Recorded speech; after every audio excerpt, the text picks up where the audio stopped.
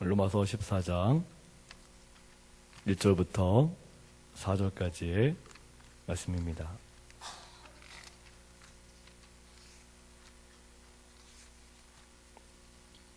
신약성경 258면입니다. 로마서 14장 1절부터 4절까지의 말씀입니다. 우리 같이 한 목소리로 받들어 봉독하겠습니다.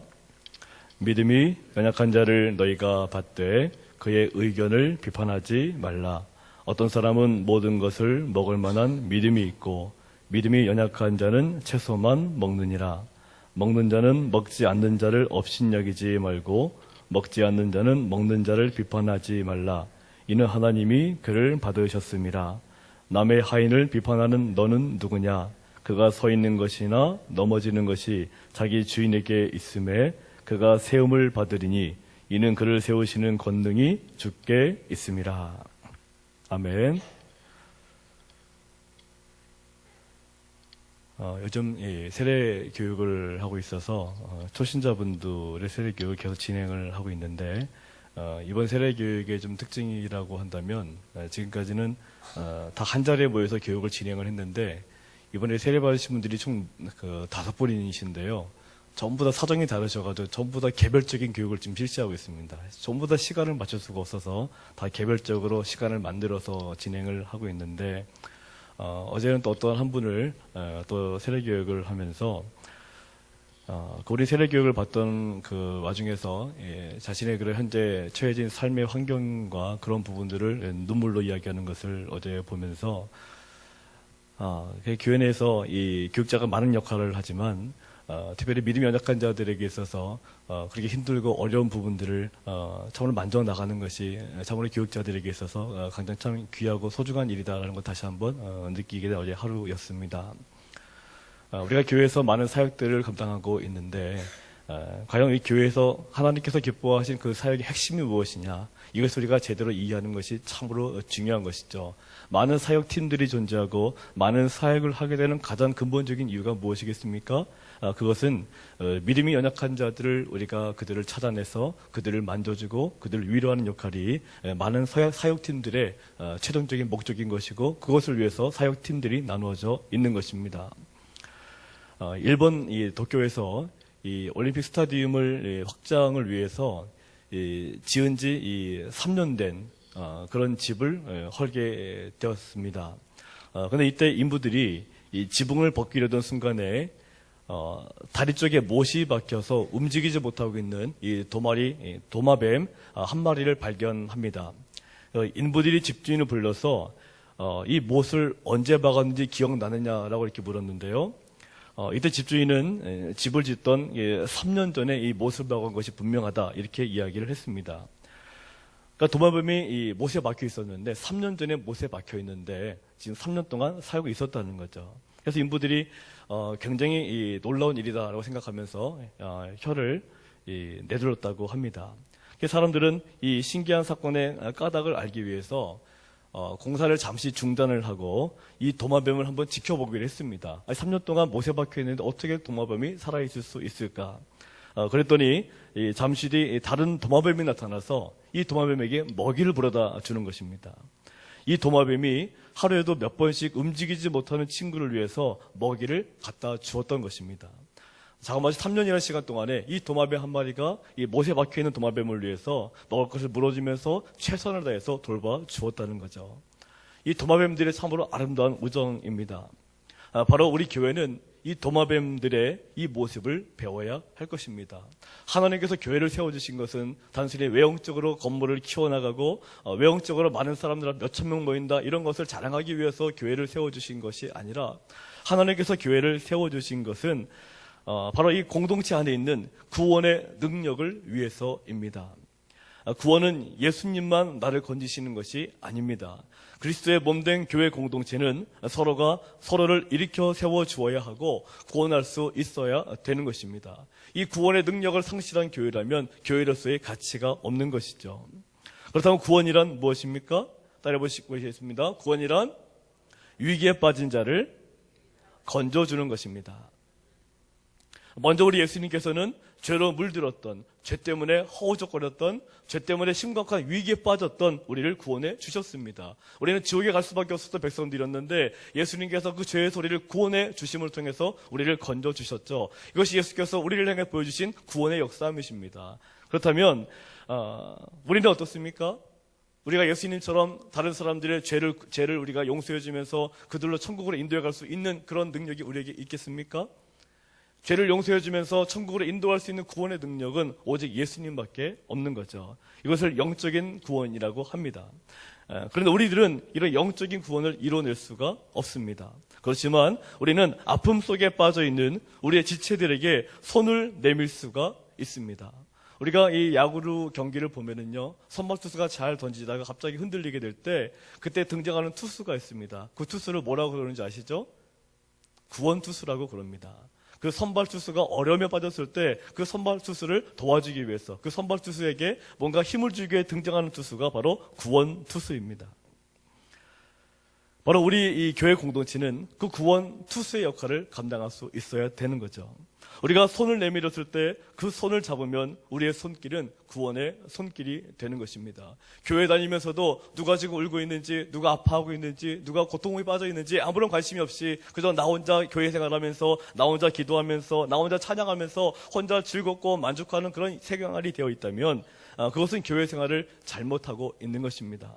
하나님이 교회를 세우신 것은 먼저 내가 회복되어지는 것이 물론 목적이겠지만 거기서 끝나는 것이 아니라 회복된 나를 통해서 다른 사람들을 회복하기를 원하시는 것입니다. 따라해보실까요? 하나님은 회복된 나를 통해서 다른 사람을 회복하기를 원하십니다.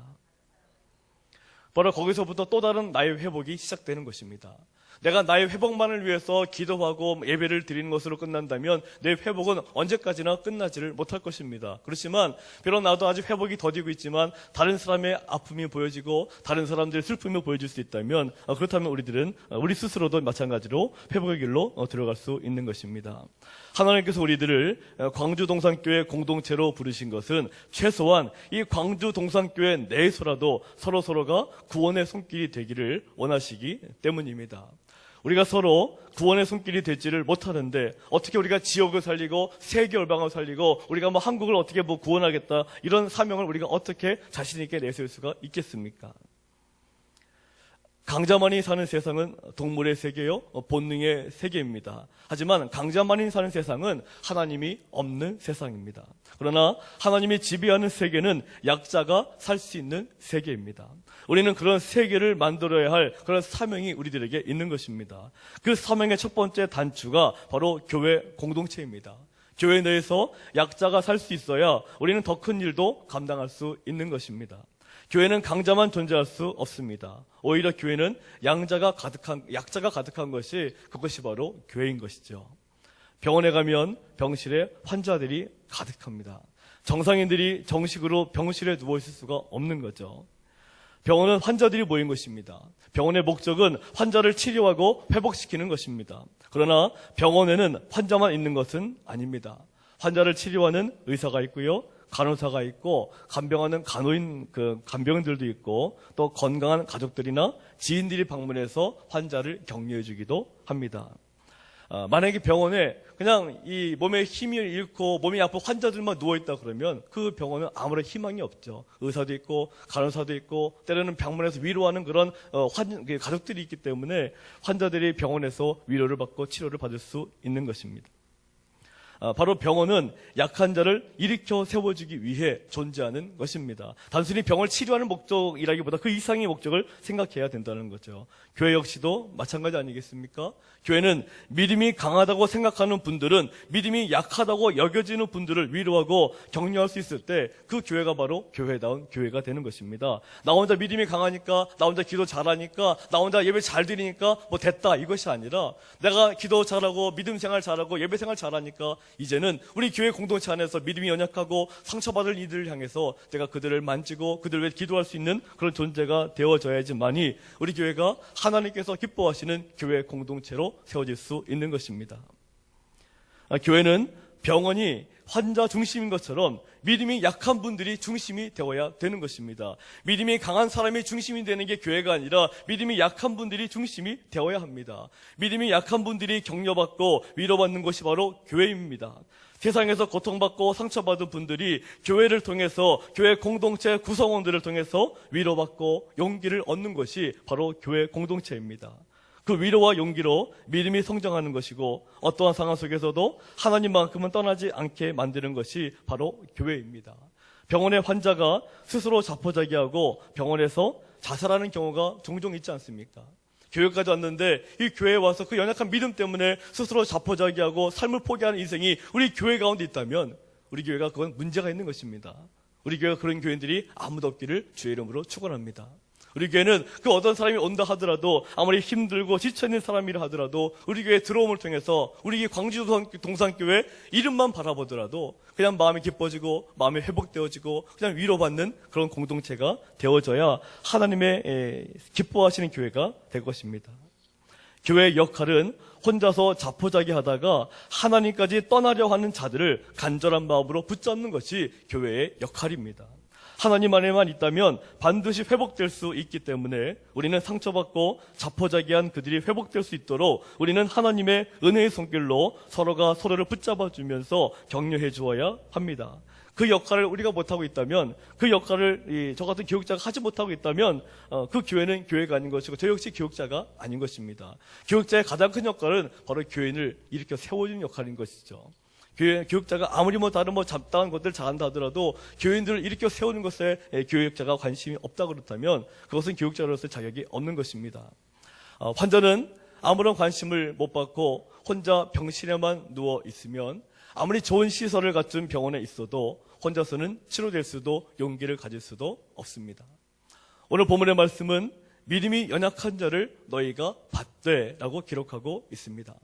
이것은 믿음이 약한 이가 있거든 그의 잘못을 지적하지 말고 받아들이면서 진정한 사귐을 이루라는 말씀입니다. 우리는 종종 권력이나 가진 것이 많은, 그래서 강하다고 느끼는 그런 사람들과 친교하면서 나에게 뭔가 도움이 될 만한 그런 사귐을 찾곤 합니다. 그러면서 한편으로는 다른 사람들을 쉽게 비판하고 그들의 잘잘못을 판단하려고 합니다. 특별히 어떤 사람들을 비판합니까? 나에게 별로 이로움이 없다라고 생각하는 그런 사람들을 비판하죠. 저 사람에게 내가 아무리 좋은 사귐을 해봤자 저 사람이 나에게 별로 도움 줄 것 같지가 않다. 저 사람은 나에게 아무런 이익이 없다. 이럴 때 그 사람을 비판을 합니다. 전에 그 소망교회 이명박 대통령, 우리 장로님께서 대통령이 되었을 때 그때 한참 그 고소영이라는 단어가 한참 유행을 했었죠. 고소영이 뭔지 기억하시죠? 고려대 출신의 소망교회 출신의 영이 무엇입니까? 까먹었는데 하여튼 고소영 출신이 있었습니다. 교회가 왜 많은 사람들이 왜 소망교회를 왜 다 몰려들었습니까? 소망교회 가면 권력 있는 자들이 많아서 그곳에 가서 누군가를 사귀면 내가 뭔가 좋은 한 자리를 하겠다는 사람들이 많이 몰려갔다는 거죠. 지금도 많은 사람들이 그런 교회들을 찾아가는 현실입니다. 내가 무엇인가 도움을 받을 수 있고 내가 무엇인가 인맥을 만들어갈 수 있는 그런 교회를 지금도 찾아가고 있다는 것인데 오늘 본문의 말씀은 그런 교회를 찾아간다는 자체가 엉터리라는 거죠. 믿음이 연약한 자를 우리가 찾아가는 것이 교회 공동체의 가장 큰 역할입니다. 저 사람이 나에게 어떤 이익이 되니까 그 사람과 사귐을 만들어가는 것이 아니라 믿음이 연약한 자를 우리가 그들과의 사귐을 통해서 그들을 일으켜 세워나가는 것이 목적이 되어질 수 있을 때 우리는 하나님 앞에서 능력 있는 공동체로서 인정을 받게 되는 것입니다. 그렇기 때문에 우리들은 섣부른 판단이나 이 비판들로 인해서 우리 교회 사람들이 넘어지지 않도록 우리가 최선을 다해야 되는 것이고 우리가 말을 조심해야 되는 거죠. 자문의 말씀을 보면 어떤 말씀이 있냐면 내 입에 재갈을 물리라라는 말씀이 있습니다. 따라해보실까요? 내 입에 재갈을 물리라. 무슨 말이겠습니까? 쓸데없이 다른 사람들, 그 입술의 말들로 공격하지 말라는 거죠. 입의 말들로 비판하지 말라는 거죠. 근데 이 한국교회 모든 대다수의 교회들을 보면 교회가 다른 데서 문제가 생기는 게 아니라 대부분 교회들이 다 이 말 때문에 문제가 생기거든요. 근데 이 말이라는 게 어떤 말이냐면 다른 사람들을 비판하고 다른 사람들을 정죄하고 다른 사람들을 끄집어내고 다른 사람들이 뭔가 좀 잘하고 칭찬받는 것을 제대로 인정해주지 못할 때 그때 거기서부터 교회들의 문제가 시작되기 시작하더라고요. 우리 광주동산교회는 참으로 좋은 분들이 많이 계십니다. 제가 온 지 얼마 안 됐지만은 제가 이렇게 지켜봐도 많은 분들이 정말로 많은 분들 이렇게 세워주기 노력하는 모습을 많이 지켜보고 있습니다. 뭐 성경 공부하는 분들의 모습을 지켜봐도 그냥 와서 공부만 하고 가는 분들 별로 못 봤습니다. 항상 와서 같이 어울리고 만나고 서로 격려해주고 위로해주고 또 이렇게 뭐 카톡방 같은 거 보면 서로 기도 제목이 있을 때마다 그 기도 제목 위해서 최선을 다해주는 모습들을 제가 많이 지켜봤습니다. 우리 성도님들 그런 모습을 참 잘하시는 것 같더라고요. 이런 모습들이 그저 뭐 조금 했다 끝나는 것이 아니라 우리 모든 교회 공동체원들이 주님 오시는 그날까지 그런 일들이 끊이지 않기를 진정으로 바랍니다. 따라해 보실까요? 주님 오시는 그날까지 어떠한 비판보다 서로를 돌보고 서로 아픔을 위해서 기도할 수 있는 그런 우리가 됩시다. 오늘 본문의 말씀이 그런 이야기들을 하고 있는 거죠. 믿음이 연약한 자들에게 관심을 기울이라는 것입니다. 그 믿음이 연약한 자들을 비판하는 것에만 관심을 기울이지 말고 믿음이 연약한 자들을 일으켜 세워주고 도와주고 돌보는 것에 관심을 기울일 때 그때 뭐가 있다는 거예요? 그때 하나님의 권능이 우리 가운데 임하게 된다는 것입니다. 오늘 하루도 우리가 참으로 많은 그 삶의 환경 가운데 살아가게 될 텐데 나 자신의 모습만 바라보면서 우리가 하루를 살아가는 것이 아니라 오늘도 우리 교회 공동체 내에서 어떤 분들이 힘들어하고 있는지, 어떤 분들이 지쳐 있는지, 어떤 분들이 어떤 문제를 가지고 어떤 것 때문에 고민하면서 눈물 흘리고 있는지 우리가 그런 것들을 다시 한번 기억하시면서 이 아침에도 기도하실 수 있다면 그 기도가 그분에게만 가는 것이 아니라 우리들에게도 다시 되돌아오게 될 줄로 믿습니다. 다윗의 고백을 보시면 어떤 고백이 있냐면 내가 원수를 위해서 기도했는데 그 기도가 내 품으로 돌아왔도다라는 그런 고백이 있습니다. 내가 나를 위해서 기도하는 것은 그저 이 한 번으로 끝나지만 내가 다른 사람들을 위해서 기도하게 되면 그 횟수에 따라서 모든 기도들이 전부 다 내 품으로 되돌아오게 된다는 것입니다. 따라해 보실까요? 다른 사람들을 위해서 기도하게 되면 그 모든 기도가 내 품으로 돌아옵니다. 이 고백이 다윗의 고백이었고 결국 다윗은 그 고백대로 이스라엘의 위대한 그런 왕이 된 거죠. 우리가 이 아침에도 많은 기도의 소원들을 간직하고 계시겠지만 특별히 우리 교회 내에서 내 기도가 필요한 분들을 한 번쯤 다 한번 기억해 보셔서 오늘 아침 특별히 한번 그런 중보기도를 많이 하시면 어떨까 하는 생각을 해봅니다. 우리 교회가 참으로 많은 중보의 기도들을 통해서 날마다 일깨워 세움을 받고 능력 얻고 또 늘 사랑이 넘치는 귀한 교회가 되기를 주님의 이름으로 축원합니다. 기도하겠습니다.